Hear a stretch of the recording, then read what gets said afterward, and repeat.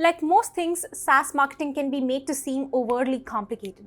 This is largely in part by internet marketers like me who get excited by every new marketing tool and algorithmic changes out there.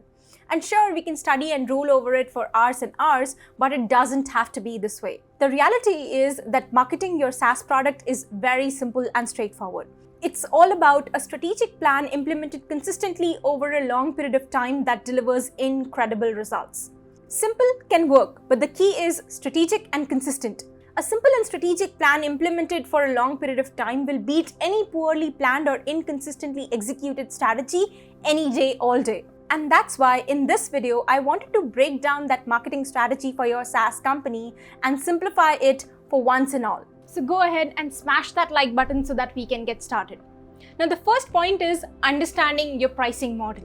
You have to understand which end of the price spectrum you fall in. Whether you are on the cheaper side self-serve model or you are on the more expensive side sales-led option.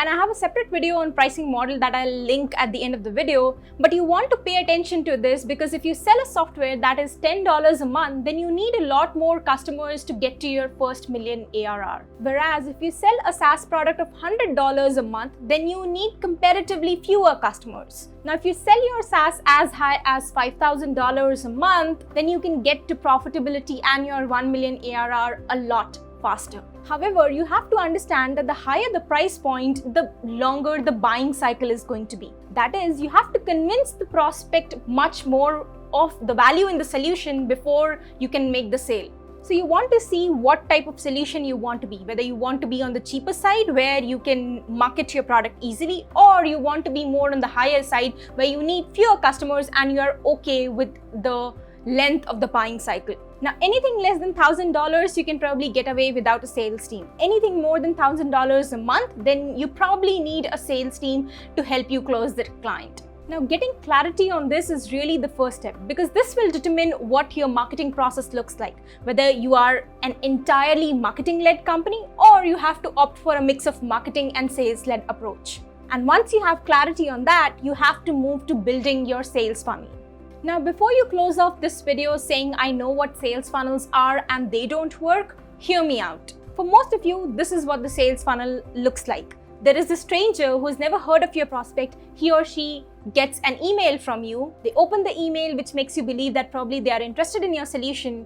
You give them a call, and after a couple of follow-ups, the prospect agrees for a demo. Then you get on the call and the prospect asks, tell me again, what is it that you guys do? And then they tell you, they let you know, and then they never come back. Now, what is worse is early stage startups try to do all this process manually, spending 7 to 8 hours with every client. Now, even if you close at 10% with this system, which is extremely high for B2B, you need 100 into 8 hours to just close 10 clients. Now, with such a crappy system in place, even if you close at 2%, I would call it a home run. Now, compare this to how an actual sales funnel looks like. Now, we are discussing this for B2B companies first, but if you are a B2C product, you can probably skip this section and move to the next one. When a company first comes in contact with your brand, they start seeing retargeting campaigns or retargeting ads everywhere around them. Then you probably prod them to join your ecosystem of communities, social media profiles, and even your email sequences, through which the prospect or the client gets nurtured about what your brand is about, how it's helped other companies, what are its features, and how it can help them achieve the transformation that your product delivers. At some point, when they themselves decide that they want to speak with your team, they start receiving more aggressive emails of how other companies have had success with your tool and the things they need to know before opting in for a solution like yours.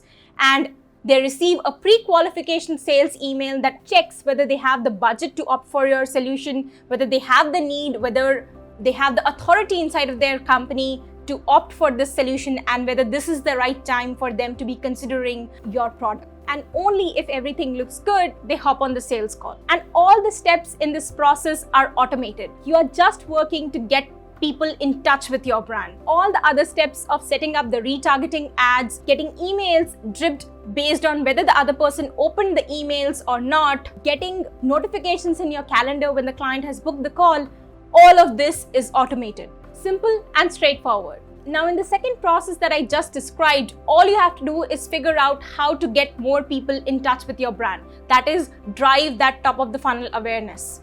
Even if you are solo in your team, all you have to do is lead generation and call prospects when they book a time to speak with your team and run them through the pre-qualification questions. That is, hey ABC, I just noticed that you booked a time to speak with us.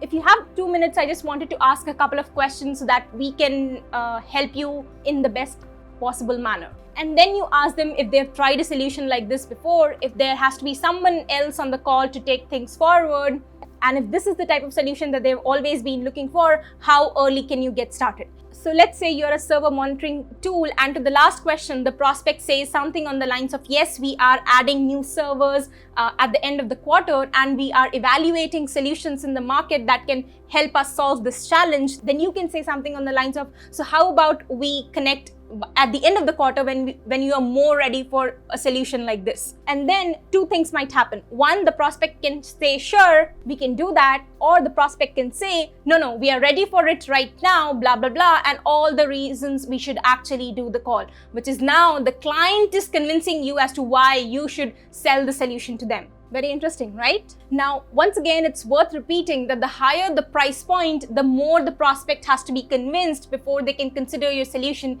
and opt for it. That is why you cannot run ads and ask people for the sale directly. And this is a mistake that a lot of B2B founders do. And that is because the prospect wants to know what other companies are using your solution, what are the use cases of the product, why should they consider you versus the others, and a bunch of other things before they can, or the company's finance department can say, yes, okay, we are ready to pay you $5,000 or $3,000 every month. Now, if you cannot run ads directly for the sale, can you run ads to your video training or lead magnet or any other lead generation tool that gets people in touch with your brand?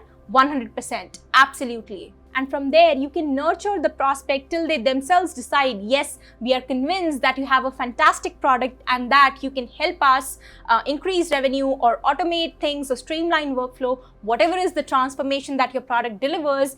And they put up their hand and say, yes, please take my money and let's get started. Now, if you're a B2C product, you can apply all of this and automate the process of nurturing the prospect inside your brand ecosystem by having a community of people who are passionate about the thing that you're building. A community around the thing, not your product. This is very important. So Canva has built a community around designers and how everyone can make better designs. And Typeform has built a community around marketers who want to understand how to communicate better with customers and build feedback loops. Now, of course, inside of these Canva or Typeform communities, there are discussions around how you can use Canva to build better design and so with Typeform, but that's not the center of it. Because of which, one designer can tell another designer that, hey, inside of this Facebook group or Slack community, we discuss typefaces, logos, and other design elements. Why don't you come and join this group? And so with Typeform, which kicks that viral loop in. Now, we are adopting this method and not automating the sales process directly with ads because there is only so much we can do to bring down the CAC, which is the customer acquisition cost. In a B2B product, the CAC payback period, that is the amount of time it takes for customers to pay back the amount you spent on acquiring them, is less than 30 days. Now, with a B2C product where subscriptions are as small as $9 a month, you need at least 90 days before you can recover that money back. And that's the reason why companies like Slack could have never grown where they are without VC funding. Not to say that exceptions don't exist, but that is generally the criteria. And that's why you have to look at methods where you can mass market to a large audience organically, like building an online community that I just discussed. There are a number of these marketing strategies that you can use for growth hacks. I have discussed this in my other videos. Once again, I'll link those at the end. But you have to remember that tactics are not important. The key is strategic and consistent. Tactics are good and they have their place, but you cannot skip strategy, specifically long-term strategies and staying consistent. Remember what I said at the start? A simple strategic plan implemented every day over the course of a week or a month will beat any poorly planned or inconsistent strategy all day, any day. Now, if you're interested in understanding how you can build and automate your sales funnel, you can check out our growth program in the comments below. That's all for this video. This was Mrig, and I'll see you in the next one.